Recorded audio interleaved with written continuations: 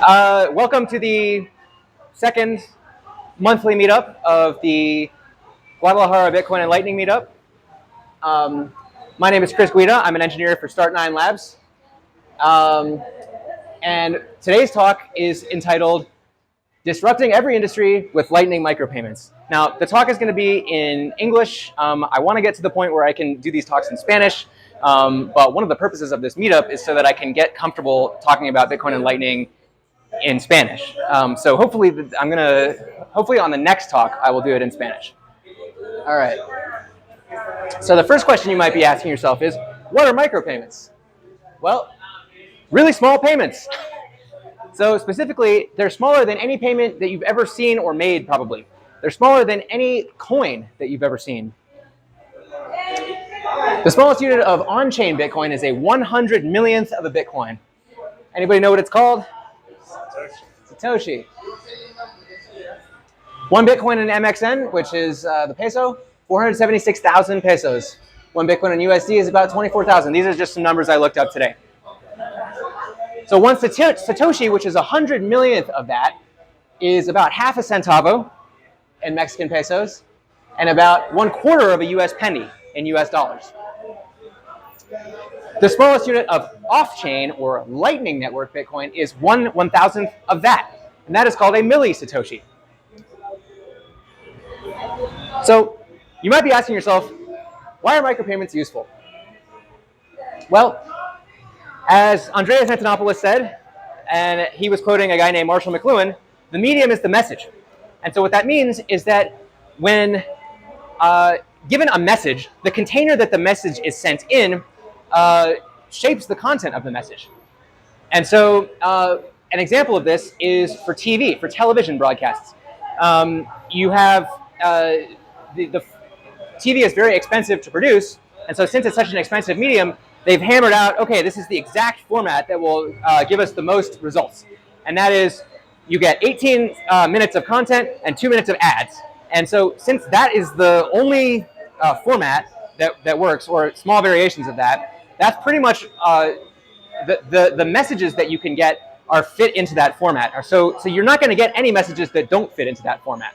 And so this is why when YouTube first came along, the television stations laughed and said, oh, that's going to be worthless because that's not how people want to watch content. Well, it turns out when you allow people to upload whatever videos they want,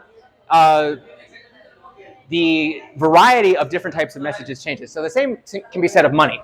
So when the container of money changes, the types of applications that you can have with money also change. So payments tech dictates what kinds of payments are allowed. So right now, the payments tech that we have includes credit cards, PayPal, SPEI, which actually works a lot better than ACH. SPEI is the Mexican system of interbank transfer, and ACH is what we use in the US.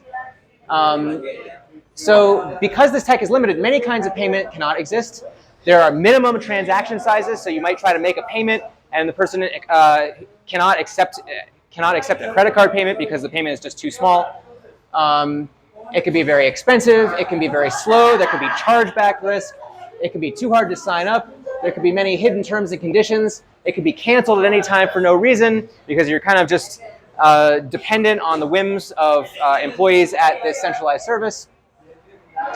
There's no free lunch, meaning that every good that you have, there is a cost to it. So somebody has to pay that cost somehow. Either it's you or it's somebody else.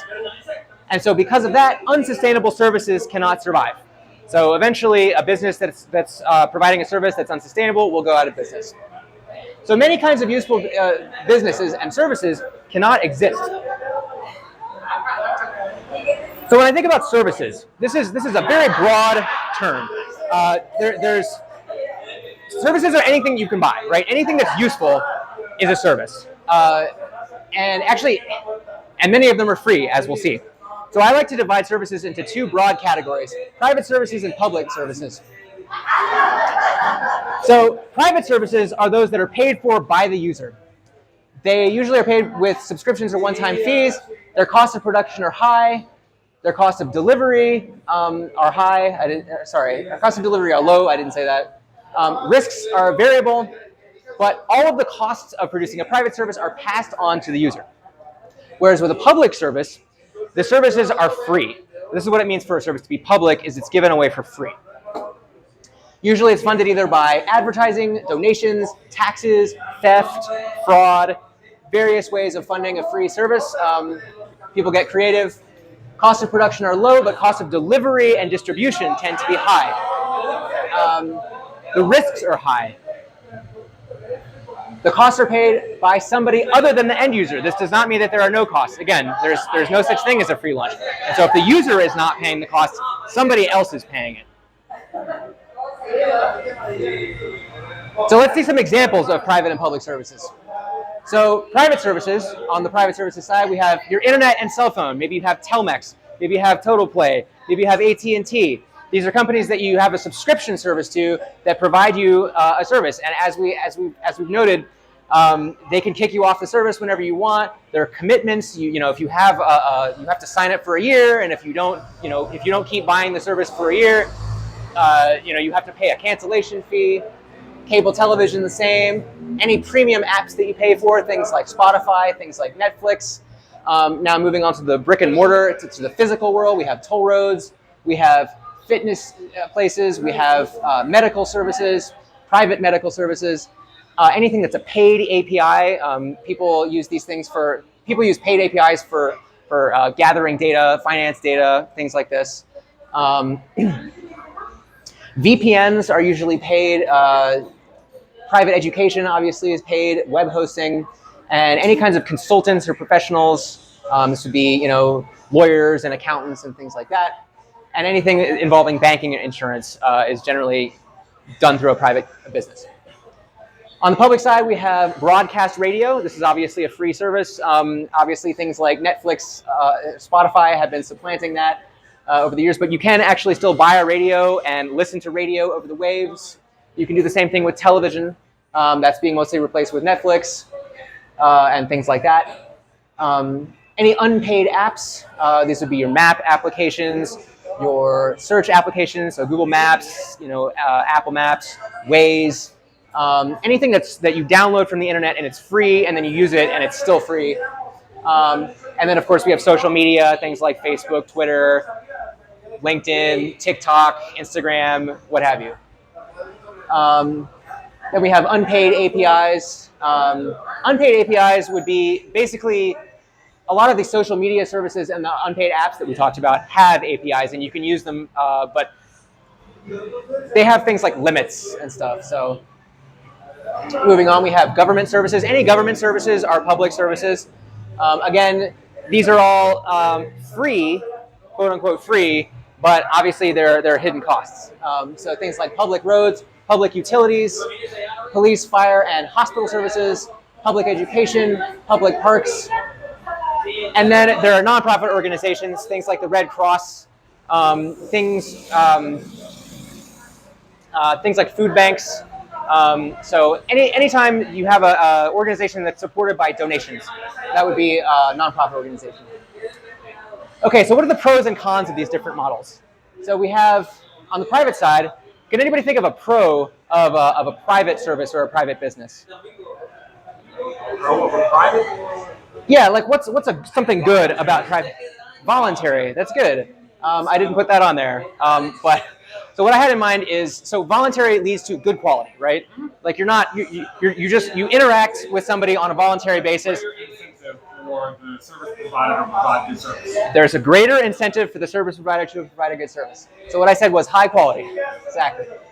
I'm sure there are other pros, but I couldn't think of. They were all basically related to that. However, there are several cons. They tend to be expensive. They tend to have a high barrier to entry. And so because they have a high barrier to entry, they tend to have very few participants and very few people can access these private services. People with wealth, with means. Everyone using the service must be trusted. And so because everybody must be known, a lot of times there are these kind of, there's burdensome and invasive approval procedures that involve a lot of paperwork and waiting. There's commitments and contracts, like we said before. If you have to use this service for a year, and if you don't, there's a huge cancellation fee, or you end up just having to pay the rest of the contract. Now, moving on to the pros of public services. So, what's a pro of a public service? low cost. It's what? Free? It's free or low cost, exactly. So I said free. What are some of the cons? Actually, let's have some volunteers. What are some of the cons of a free service? Low cost, low quality. I'm sorry. Low quality, exactly. You read my mind. What else? You are the product. What's that? You have no choice in the matter. I didn't put that on here, but Involuntary. yeah, involuntary. That's a good one. I should have added that. Yeah. So hidden costs. Anybody else? I have like 3 or 4 more. So You being the product. Like they're mining your data. you're the product. Exactly. That's what I meant by hidden costs. I think we'll just work through the rest of these and see if you guys thought of them. So they tend to be slow. They tend to have advertisements. Okay. So yeah, you're the product. This is the you're the product one, right? So when a service is free and generally the service is supported by advertising, if it's not a government service or a nonprofit organization. And so what that means is that you're not the customer. The customer is actually the advertisers.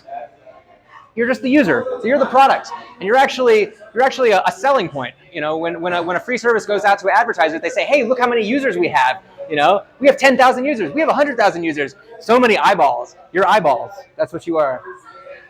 They tend to be crowded. They tend to be noisy and filled with spam, and of course, they degrade over time from abuse. And this is also known as the tragedy of the commons or tragedia de los bienes comunales. This might not matter for your particular argument, but like there's also the fact of like public services, the people that provide those services, like the employees or the teams, they're usually poorly compensated. Exactly. And so they have less incentive to do well at their job. Exactly. So it's not just that the service itself is low quality, but the people that are contributing to it are giving a Exactly. So like government employees, for instance, they don't get paid more when they do a good job, and so they're sitting there like, well, I might as well do a shitty job. I might as well do a terrible job. I might as well take forever because it doesn't matter, right? And they're nearly impossible to fire. Exactly. Okay. So now that we've looked at the pros and cons, might there be a missing category of services? Might there be a bunch of other services that maybe have all of the pros and none of the cons? The Federal Reserve. No, just kidding. That is one potential answer. But the one I was thinking of was Lightning Network micropayments. Now, so here are some of the basically Lightning Network micropayments are the best of both worlds because you can pay as you go, so you're not locked into a contract. The price reflects your usage, so all of the costs of providing the service are actually built into the price that the user is charged. So the costs are directly reflected in the price. No hidden costs, so you're not the product, you're actually the customer. So the business is incentivized to provide a good service. Payments can happen in real time, and so this can be down to the. So you guys are all of you who are employed anyway. Raise your hand if you get paid monthly. Okay, so that's most of us. So why? Why do you get paid monthly? Client billing cycles. But why are the client billing cycles monthly? That is a way the process. Accounting sake. Why not get paid every week or every day or every minute? Easier for clients to like do their expenses on a monthly basis than weekly. Right. Okay. So I suspect that a lot of that is just inertia because of the way that the banking system works. If you tried to do invoicing more than once a month with the banking system, because the banking system is so convoluted, the banking system would explode if everybody tried to do invoicing every day or every minute or every second. But with Lightning, those limits don't apply. So there actually are no practical limits, no theoretical limits to how much Lightning can scale because the payments don't actually hit the chain. So when you make a payment to somebody else, only the people that are routing the payment, only the sender and the recipient care about the payment, and they see it, and then after a while, the information for that payment can just be thrown away. So there's a low barrier to entry, especially for things that cost 1 Satoshi, right? So a half of a centavo. I think the smallest Mexican coin is the 10 centavo coin. Yeah. So this is an extremely low barrier to entry. Anybody that can do anything useful can potentially earn a sat, right? So anything that a human could do that a robot can't do, for instance, anybody can do these things. No approval required, right? You don't have to be a trusted member of the network. All you have to do is make sure that you pay the fee, and if you paid the fee, then all of the costs associated with providing you the service are already paid by your fee. There are no long-term contracts. You just go, and you go and you stop and you come and go as you please. No ID of any kind. So as they say, nobody cares on the internet if you're a dog. Nobody cares in Lightning if you're a dog. Nobody cares in Bitcoin if you're a dog. Nobody cares if you're a refrigerator, right? You could be a program and just you could be like an entrepreneurial program that just tries to earn money. More on that later. Frictionless tipping and donations, and all contributors get paid immediately. So here's some examples of micropayment services. The first few examples are going to be things that exist now, and the next few are going to be hypothetical examples, because really just use your imagination. This can be applied to pretty much any industry, and that's what I meant by disrupting every industry with Lightning micropayments. So podcasting and radio. This is one thing that's already starting to be disrupted. There's I don't know if you guys, how many people have heard of Fountain or Sphinx? Cool. All right, good. We got some people. So these apps can be used for decentralized and permissionless podcasting, censorship-resistant podcasting, where basically the app will pay a certain number of Satoshis per second or per minute for you to listen to the podcast. And so, generally it ends up being very cheap, but of course the benefit is that then you don't need to listen to advertisements. You can just listen to the podcast. And of course the other benefit is, I actually don't know if I said this in the last, no, I didn't say this, but you can directly support your favorite content producers instead of going through a middleman to pay the subscription service, and then the money goes over here and then it gets paid out to all these different providers. You literally they provide a Lightning public key, and then and then it generates invoices, and then you pay those invoices for every minute that you listen. Do you earn money by listening to podcasts? So on Fountain, you earn money by listening to podcasts. And I looked into their business model, and I'm not sure why this is the case. I don't want to hype it too much in case it turns out to be unsustainable, but I imagine that Fountain themselves, because they're an exciting startup and they probably have some funding, they probably have some money to throw around so that they can pay people to basically come to their app and listen. So they're not ad-based? They don't run ads? Exactly. Yeah. That's what they specifically done. Right. Yeah, they don't have ads. Actually, well, so I believe you can also use Fountain to earn money by listening to promotions. I think that's on here. Because the model that a lot of people use, they have their ad support, but basically they give the customers a cut of the ad revenue that they generate. Yeah. Because they represent the demand, right? Right. Let me see if that's on here. Yeah, I'm not sure they would be doing it without the ad support. Okay. It's interesting. So it doesn't say that, but so Fountain does a lot of things, and I've only just started playing around with it, and so I'm not sure if it works exactly like that, but I do know that you can earn sats by listening. Leandro? Yeah, that's Leander. You can earn sats by listening to podcasts. You can earn sats by listening to ads, and I believe you get paid more for listening to ads. And then of course you can just not listen to ads because you're already paying to listen to the podcast. So actually the way that it works is you're paying a little bit out, and then some is coming back as you're listening.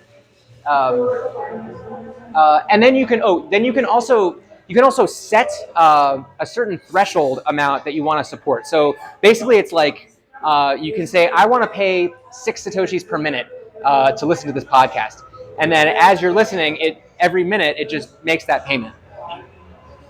Oh, let me go through some of these other ones. So you can easily split payments between contributors. So if you're a podcast producer and you're not just one person, and you're a team, maybe you have some team members, you can automatically just have those Lightning payments get routed to different, each payment gets routed to those contributors in the proportion that they contributed. You can reward two people for sharing. So one cool thing that you can do on Fountain that I think that you can't do on anywhere else that I've seen is you can make clips of podcasts, and then when you share that clip on social media, the producers can see that, and they can tip you with your Lightning public key. So basically, other people. So it's like decentralized distribution, right? Yeah. So you eliminate all the middlemen, and you reduce cost to everyone. And Sphinx Chat does the same thing, but in a slightly different way. So there's another app called Stackwork that does digital labor outsourcing. So how many people have heard of Amazon Mechanical Turk? Yeah. So this is a service whereby sort of fungible labor tasks are distributed throughout the world to anybody who wants to do them for kind of like micropayments, like kind of very small amounts of money. And it's kind of like just farming, right? Or grinding in a video game. So if you're like in Bangladesh, or you're in India, or you're in just sort of countries on the lower end of the economic spectrum, you might have trouble finding like economic opportunity locally, but if you can get access to the internet, and Stackwork is actually doing this, they can lend you a cheap cell phone that has a connection to the Lightning Network and a Lightning wallet, and then you can actually pay off the cost of that cell phone by doing work. And then basically the cell phone is yours after that, and you're just earning sats from businesses who need work done. And then they also have AI worked in somehow, where the AI breaks down complex tasks into tiny repetitive tasks like automation, image processing, object identification, translation, and pretty much any sort of more or less fungible or easy task that any human could do. You hire out each piece to anyone in the world willing to earn sats, and then the AI stitches all the work back together for a finished product. So I don't know how much time we got. I know. All right, better move fast. Okay, so decentralized Twitter. This is an app that just recently has a beta version available on the Embassy, which is the product that I work on. It's called SqueakNode. It's basically a decentralized version of Twitter. You can charge people to see your squeaks. You can earn money whenever your messages are requested. It's impossible to cancel anyone. You just block them if you don't like their messages. You can't get banned from the platform. You can mirror your actual Twitter to allow access to Twitter for those who have been canceled and can't have an account. And then you can earn sats for your mirrored tweets. So VPN. So a VPN, how many people have a VPN or know what a VPN is?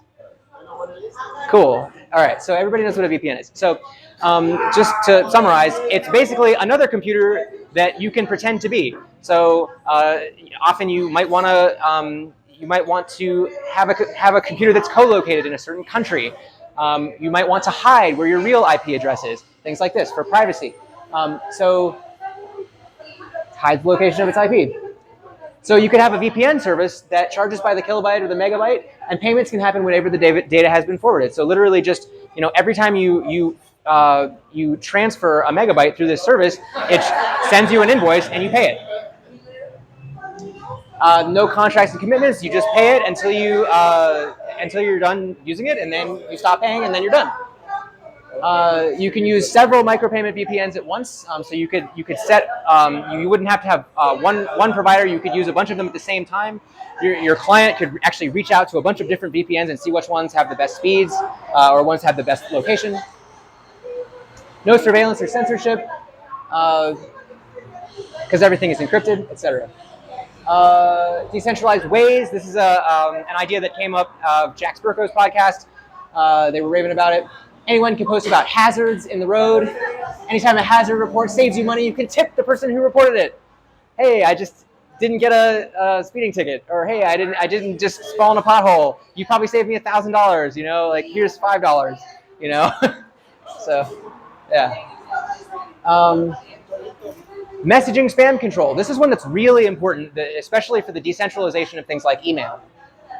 You can charge people a few sats to send you a message. If the message is legit, you can refund their payment. If it isn't, you keep their money. If it's from someone in your contacts, don't bother charging them. If someone tries to send 1 million messages, they have to pay 1 million fees, and so this discourages spam. What's that? Have you seen WhatsApp? I haven't. Does it do this? Awesome. Okay. Cool. Yeah, so WhatsApp, but with a T on the end. So WhatsApp. Yeah, cool. That's awesome. I haven't seen that yet, but I will try it. If someone is not a spammer, they're not risking much money. But if they are a spammer, they have to be paying millions of these fees, and so they're quickly going to be out of costs, out of money. Hashcash, if you guys have heard of this, is a similar anti-spam feature that was invented and actually was the inspiration for proof of work for Bitcoin. Sphinx Chat, which was mentioned earlier as a podcasting app, also has a messaging feature that does this. So every time there's a message sent, you send a few Satoshis, and then the Satoshis get refunded after a while, unless abuse is detected, and then they're not refunded. And then it can work for email. So one of the big things that email providers do, this is like Gmail, is they have a spam filter. And the spam filter is really, really sophisticated, and it constantly has to be updating to what spammers are doing. Spammers are constantly, it's kind of an arms race, right? Google will put in protections to detect spam, and then spammers will say, oh, that's, we can get around that by doing this instead. And then Google will be like, oh, they have a new strategy, and then, and on and on. Micropayments completely solve this problem for the reasons stated above. Just charge the spammers. Now we don't need Google. Road congestion control. Charge people a few sats to drive in a certain distance on the road. You can pay with a bot that just runs in your car and scans codes as you drive. Money goes towards maintaining and securing the roads. If someone doesn't pay repeatedly, your security service paid for by other users can escort them off the road. Micropayments solve the tragedy of the commons without a central authority. Bitcoin on-chain fees are an example of this in another domain. Bitcoin on-chain fees actually inspired me to think about this, that micropayments can be used for spam control, because basically if you have, all of the transactions that get into the Bitcoin blockchain are, as long as they pay a fee, then they'll get into the block, and they're a legit transaction, and they're not considered spam. Early on, when the blocks weren't full, people would say things like, oh, people are spamming the blockchain. But as long as the miners were happy with the fees that those people were paying, it doesn't matter, right? Because all the costs of putting those transactions into the block are covered. So same idea. Decentralized APIs. So you can run a Raspberry Pi, we talked about this earlier, that charges for use of its services and earn passive income. So this is any imaginable API, any imaginable online service can be done using a very cheap computer running services and a Lightning node. Notary services, Oracle services. You guys know what those are. Maps. You can actually resell APIs. You can actually sign up for a paid Google account, and then charge other people to anonymously use your Google account. Although I'm not necessarily recommending that, because that would probably break Google's terms and conditions. So definitely be careful with that. Health data, data storage, any kind of computation. So you can charge people to store their data for them, and you can do this in an encrypted way, so that only the person paying for the data can see it, and your server can't even see it. And I already mentioned reselling paid APIs. And then, of course, competition with providing all these services is going to drive costs to zero, and everybody wins. So why Lightning? Well, it's fast, it's cheap. Bitcoin is sound money, so it doesn't need to be transferred into any other asset. It's resistant to censorship, it's resistant to surveillance. It's layer 2, so it potentially scales to all of humanity without harmful centralization. And it's the first micropayment system that isn't centralized. So micropayments in general enable all of these use cases, but the problem is that if the payment system itself is centralized, then you have the same problems again, right? You have the payment system can cut you off. And so this is why things like PayPal and Venmo and MasterCard and Visa are, and GoFundMe, exactly. Yeah, thank you. That's why all of these things are problematic because they're still centralized, even though all of the things that they can potentially enable, all the services they can enable are decentralized. The payment systems themselves are centralized, and so Lightning is a decentralized payment system, and so it won't do this, and it can't do this. Lightning can disrupt practically any industry. And then here's some further resources. If you guys want me to link this, actually, I'm going to link the slideshow in the Telegram group, so just watch for that. I was inspired for a lot of this by Andreas Antonopoulos' talks. You guys should definitely watch his videos. Thank you. Here's where you can find me. Start9.com, and my Twitter is Seguida6. And this has been episode 2 of the Guadalajara Bitcoin and Lightning Meetup. Thank you, guys. No Q&A? Oh, yeah. Well, there is a Q&A, but I don't have a slide for the Q&A. Yeah.